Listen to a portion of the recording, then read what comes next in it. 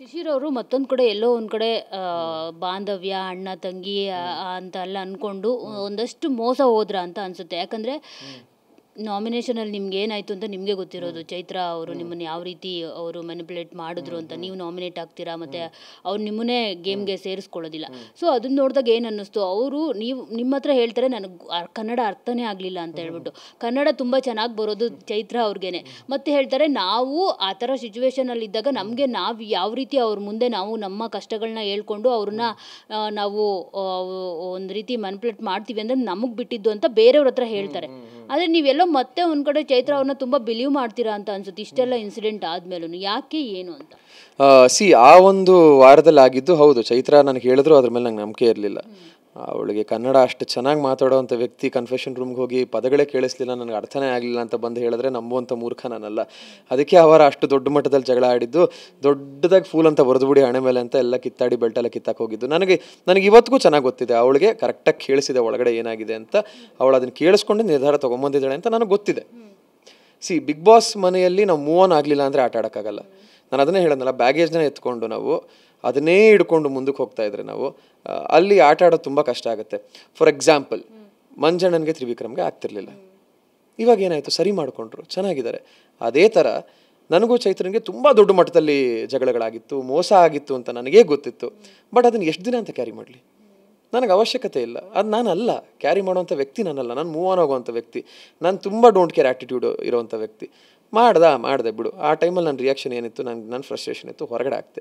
Next day table ಬಾಟಮಲ್ಲಿ ಇದ್ದರು top 3 ಬರ್ತೀವಿ ಅಂದರೆ ಅದು ನಮ್ಮ ಎಫರ್ಟ್ಸೇ ಅಲ್ವಾ. ಸೊ ಹಾಗಾಗಿ ಅದನ್ನು ಅಲ್ಲಿಗೆ ಬಿಟ್ಟೆ, ಅದಕ್ಕೊಂದು ಸ್ವಲ್ಪ ಟೈಮ್ ತೊಗೊಂಡೆ. ಮತ್ತು ನನಗನ್ಸಿದ್ದೇನು ಗೊತ್ತಾ, ಆ ವ್ಯಕ್ತಿ ಯಾರ ಮಾತನ್ನು ಕೇಳಲ್ಲ. ಅಲ್ಲಿ ಮನೇಲಿರೋರು ಯಾರೇ ಏನೇ ಬುದ್ಧಿವಾದ ಹೇಳಕ್ಕೆ ಬಂದರೂ ಕೇಳಲ್ಲ. ಬಟ್ ನನ್ನ ಮಾತಿಗೆ ಒಂದು ಸ್ವಲ್ಪ ಕೇಳೋವಂಥ ಮನಸ್ಥಿತಿ ಇತ್ತು. ಎಲ್ಲೋ ಒಂದು ಕಡೆ ಎಡುತ್ತಿದ್ದಾಳೆ ಅಂದಾಗ ನನಗೆ ಸರಿ ಇದನ್ನೆಲ್ಲ ಬಿಟ್ಬಿಟ್ಟು ಅವಳಿಗೇನೋ ಒಂದಷ್ಟು ವಿಷಯಗಳನ್ನು ಹೇಳಬೇಕು, ನಾನು ಹೇಳಿದ್ರೆ ಕೇಳ್ತಾಳೆ ಅಂದಾಗ ಮತ್ತೆ ಹೋಗಿ ಕನೆಕ್ಟ್ ಆಗಿದ್ದು.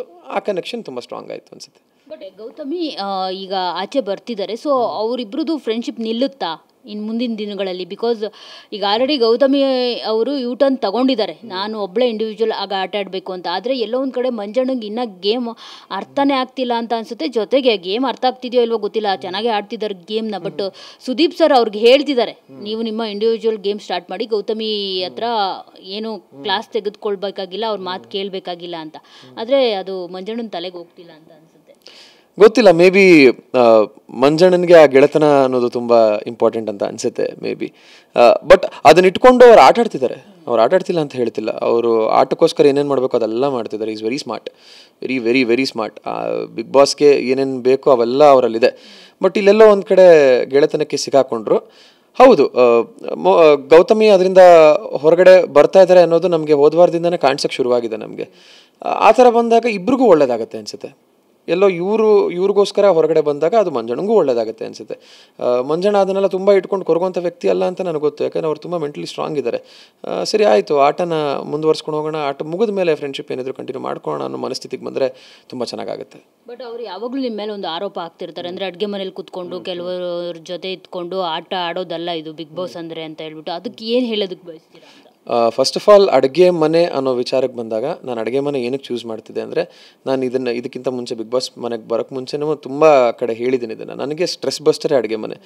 ನನಗೇನಾದ್ರು ತುಂಬ ಕೋಪ ಇದ್ದರೆ, ತುಂಬ ಫ್ರಸ್ಟ್ರೇಟ್ ಆಗಿದ್ದರೆ, ತುಂಬ ಬೇಜಾರಾಗಿದ್ದರೆ ನಾನು ಅದನ್ನು ತೋರಿಸ್ಕೊಳ್ಳೋದೇ ಅಡುಗೆ ಮೇಲೆ. ನನ್ನ ಕುಕಿಂಗ್ ತುಂಬ ಇಷ್ಟ.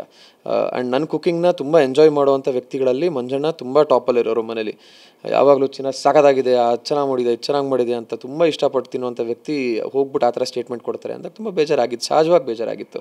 ಬಟ್ ನನಗೆ ಅಡುಗೆ ಮನೆ ಅನ್ನೋ ವಿಚಾರ ಬಂದಾಗ ನನಗೆ ಎಮೋಷ್ನಲಿ ಕನೆಕ್ಟ್ ಆಗುವಂಥ ಜಾಗ ಅದು. ಆ್ಯಂಡ್ ನಾನು ಈ 2 ವಾರ ಕಂಟಿನ್ಯೂಸ್ ಆಗಿ ಏನಕ್ಕೆ ಅಡುಗೆ ಮನೆ ಹಾಕ್ಸ್ಕೊಂಡೆ ಅಂದರೆ, ನನಗೆ ಅಮ್ಮ ತುಂಬ ನೆನಪಾಗ್ತಿದ್ರು. ನಂಗೆ ಅಡುಗೆ ಮನೆ ನೋಡಿದಾಗ ನನ್ನ ತಾಯಿ ನೆನಪಾಗೋರು. ಆ ಒಲೆಯಿಂದ ನನ್ನ ತಾಯಿ ನಿಂತ್ಕೊಂಡು ಅಡುಗೆ ಮಾಡೋದು ನೆನಪಾಗ್ತಿತ್ತು. ಸೊ ಎಲ್ಲೋ ನಾನು ಅದನ್ನು ಆ ಮೂಮೆಂಟ್ನ ಲೀವ್ ಮಾಡ್ತಿದ್ದೆ ನಾನು. ಸೊ ಹಾಗಾಗಿ ನಾನು ಅಡುಗೆ ಮನೆ ಬೇಕು ಅಂತಿದ್ದೆ. ಆ್ಯಂಡ್ ಮನೇಲಿರೋ 3 ಡಿಪಾರ್ಟ್ಮೆಂಟ್ಗಳಲ್ಲಿ ತುಂಬ ಕಷ್ಟವಾದ ಡಿಪಾರ್ಟ್ಮೆಂಟ್ ಅಡುಗೆ ಮನೆ ಡಿಪಾರ್ಟ್ಮೆಂಟ್.